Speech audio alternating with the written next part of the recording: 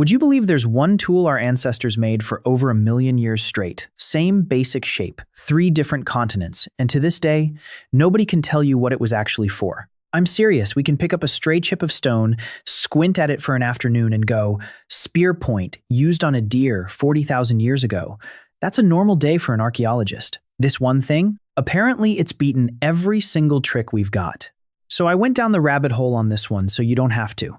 Let me tell you what I found. Start with something close to you. Go open a kitchen drawer. A hammer is for hitting. A knife is for cutting. A screwdriver couldn't be anything else if it tried. Nobody ever had to tell you what these are, for the shape says it out loud. That's the quiet deal we've made with our stuff. Form confesses function. A thing's job is written into its body, and we just read it off. So when we dig a tool out of the ground, something a human shaped 100,000 years ago apparently, we expect it to confess too. And most of the time, it does. Here's how that confession gets pulled out of a stone. 3 moves. Move 1 is shape. You look at the thing. Pointed or flat, heavy or light, sharp on one end or all over. A blade wants to be thin and long. A pounder wants to be blunt and dense. Shape is the first witness. Move 2 is the microscope. Stone never works for free, it picks up damage, and under high magnification, that damage has grammar. Long scratches running one way. A particular sheen where an edge kept dragging through something soft. Move 3 is the bold one. You make a copy and use it. And archaeologists really do this. They nap a fresh replica, lash it to a wooden handle with sinew and resin, and drive it into an animal carcass, again and again, to see what marks come out. Yes, that's a real job. Watch it work on an easy case. Small pointed stone. Under the scope, fine scratches run parallel toward the tip, and the tip itself is chipped by one hard, fast impact. So the team builds a replica, mounts it on a shaft, buys an actual carcass, and thrusts the thing in over and over, and the damage on the replica matches the damage on the ancient one, almost mark for mark. Verdict: this was the business end of a spear. Case closed. Apparently the system works. That's the thing you have to hold on to here. This method is good. It solves things all the time. So keep it in mind for what happens next. Now aim that exact same toolkit at our mystery object, and it completely falls apart. Because here's what we're up against. For a stretch of time that's honestly hard to hold in your head, from around 1.76 million years ago to roughly 300,000 years ago, nearly 1.5 million years, humans across the old world kept making one particular stone tool in almost the same teardrop shape. Not a fad, not a handful, the most made, longest-lived tool our species has ever produced. And we cannot tell you what it was for. That's the question this whole video is chasing. Not what could it maybe do, apparently. It could do everything. The real question is weirder. Why does our best detective method, the one that cracks everything else, just fall apart the second we point it at the single most important tool in human history? Apparently that's the one it can't touch. Let's run the 3 moves anyway. Start with the obvious one, the shape. Each one was carefully chipped on both faces into a symmetrical teardrop fat and round at one end, tapering to a point at the other, sharp edges running all the way around. One end fits the hand, the other end can clearly cut, which sounds like an answer. Until you notice how many times answers it is. Apparently, it's a butcher's tool, picture it in a fist, slicing hide off a carcass, stripping meat from bone. Fine. But apparently it's also a digger jammed into soil, levering up a fat, starchy tuber, or a plant cutter, dragged through a bundle of reeds, or a grinder, rocked over a pile of seeds, or a whittler, shaving a stick into a point. Some people have even argued it was struck to throw sparks and start a fire. Butcher, forager, woodworker, fire starter. The shape doesn't pick one, it auditions for all of them. So we ran the first move and walked out with 5 suspects and 0 eliminations. The mystery didn't shrink. It got more crowded. So we go smaller, down to the scratches. And under the microscope, stone gets surprisingly talkative. The sheen alone can name the material and edge worked. Cutting meat leaves a dull, greasy polish. Working wood leaves a brighter, rounded, almost domed shine. Slicing tough grasses leaves a mirror-bright gloss you can't miss. Polish is a fingerprint of whatever the tool touched. The scratches add the motion. Lines cutting across the edge mean a scraping or digging stroke. Lines running along it mean a sawing, slicing pull. And a dense little cluster of step-shaped cracks means the edge was slamming into something hard. Bone, wood, So the team gathers a pile of the mystery tools, drops them under the scope, and starts reading. And they find all of it. Some carry the greasy meat polish, some carry the scratches of cutting, some are dented from pounding, and some carry all three at once, which cracks open a whole new idea. Maybe this was never a specialist. Apparently, it was the original Swiss Army knife, one object you carried for every job a prehistoric day could throw at you. Butcher in the morning, dig in the afternoon, done. That should have narrowed things down. Instead, it got stranger. Because surprisingly, a huge number of these tools showed no wear at all. Nothing. Completely clean, sharp, mint-condition edges, like they were made and then never touched a single thing. There are a few ways to read that. Maybe the edge got resharpened so often that each fresh flaking wiped out the scratches from the job before the tool erasing its own memory. Maybe they were used only on soft stuff like meat and fat, which barely marks stone anyway, and whatever faint trace was left got scrubbed away by 100,000 years in the dirt. Or maybe, and this is the one that itches, some of them were never really times used times at all. Think about what that does to the question.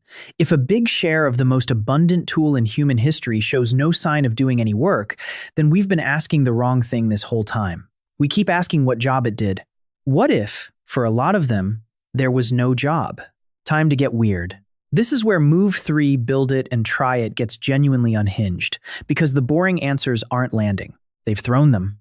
Spun the teardrop sideways through the air like a heavy, lethal frisbee, testing whether you could pelt a whole herd from a distance. Apparently, the aerodynamics never really cooperated, and the damage from throwing doesn't match the real tools, but people tried, and I respect the commitment. They've stood them point up in the ground, a little field of stone spikes, to see if they could cripple an animal that stepped wrong. Prehistoric Home Alone. And then there's the sneakiest idea of all, that the teardrop was never the tool. That it was a portable lump of good stone, a core, and the real tools were the sharp little flakes you knocked off it as you needed them. In that version, the gorgeous object we've obsessed over for a century is basically the packaging, the leftover. It's an incredibly deflating thought that the thing in every museum case was the wrapper, and the actual tools got tossed. A lot of experts push back on it, because plenty of these teardrops were carefully resharpened along the edge, which makes no sense for something you were only using as a stone dispenser. But it's on the table. Every single test did the same infuriating thing. Ironically, each one added a new answer instead of removing one. And then somebody asked the question that completely flips the case. Why is it so times beautiful? Because a lot of these are far, far nicer than any job could ever need. Flip one over and the two faces mirror each other with a symmetry that's incredibly hard to nap on purpose, and that does absolutely nothing to help you cut meat. If it's just a blade, why sculpt it? Why make it perfect? And then there are the ones that break the useful story completely because they're the wrong size to use. In 1919, near a spot called Fursplat in England, someone dug up a version of this same teardrop that's over 30 centimeters long, about the length of your forearm. Heavy enough that swinging it to butcher anything would just wreck your wrist. It's one of the largest ever found, and it's completely unusable as a hand tool, made with incredible skill, and clearly never meant to touch a deer. A tool too perfect to be practical, and a tool too big to hold, both point the same uncomfortable way. Apparently the thing in your hand had stopped being only something you times used. Somewhere along the line, it became something you times showed, which opens a whole new lineup of suspects, and none of them are about survival. Some researchers have proposed that a beautifully made one was basically an advertisement. Making a flawless, symmetrical stone takes patience, planning, strength, a good eye, exactly the traits you'd want to show a potential mate. Under that idea, the finest examples weren't tools, they were a resume. Look what I can make. Imagine what else I'm good at. It's a controversial theory and honestly almost impossible to prove, but you can see why it won't die. Others think they were status symbols, or gifts, or just a byproduct of teaching one generation copying the shape from the last so faithfully for so incredibly long that the design barely drifted across 1,000,000 years. And then there's the one that gives me chills. Deep in a cave system in northern Spain, at the bottom of a shaft you have to drop 13 meters to reach. Archaeologists found a pit crammed with the bones of around 28 ancient humans, roughly 430,000 years old. It's one of the richest collections of early human remains anywhere on Earth, and among all those bodies sat exactly one stone tool. A single, finely made teardrop of rare red quartzite, a color that doesn't naturally show up anywhere else in that cave. which means somebody carried it down there on purpose. No other tools, just that one, laid among the dead. Many researchers believe it was placed there deliberately, which would make it one of the oldest signs we've ever found of a human treating an object as sacred. Apparently a grave gift, 500,000 years before anything we'd call religion, courtship, status, a gift for the dead. And not one of them can be proven with a scratch under a microscope. Which brings us to the part that should keep you up tonight. Zoom all the way out. We haven't found a handful of these. We've found them by the hundreds of thousands, scattered from Portugal to the edge of China, across Africa, the Middle East, Europe, Asia. At some single sites, erosion has laid bare tens of thousands of them in one place, like a floor tiled in stone. They weren't made by one clever inventor, or one culture, or even one species. Early humans made them. Later humans made them. Completely different kinds of humans, who never met, separated by hundreds of thousands of years, all landing on the same teardrop. And here's the part that genuinely doesn't fit in a human skull. While they kept making it, the human brain nearly doubled in size. Climates lurched from warm to frozen and back. Whole species rose and vanished. And through all of it, incredibly, this one shape barely changed. It's the longest-running design in the history of our kind. More successful than the wheel. More successful than writing. More successful than anything. The single most successful object we ever made. And apparently, a blank space where its purpose should be. Here's the last twist. We do have a name for it. We call it a hand axe. Except apparently that name is a guess too. It was coined more than a century ago by early collectors who looked at the shape, decided it was gripped in the palm and swung like an axe to chop wood, and named it after that. Most archaeologists today think that's almost certainly wrong. It probably wasn't an axe. It probably wasn't swung to chop anything. Some have quietly given up and just call it a large cutting tool, which is the scientific way of saying times we don't know. Sit with that. The most made, longest-lived, most widespread tool in the entire human story, and, ironically, we named it after a job we can't prove it ever did. The scientists haven't given up, though. Right now, they're going back through old museum drawers, one tool at a time, hunting for the tiny clue everyone missed.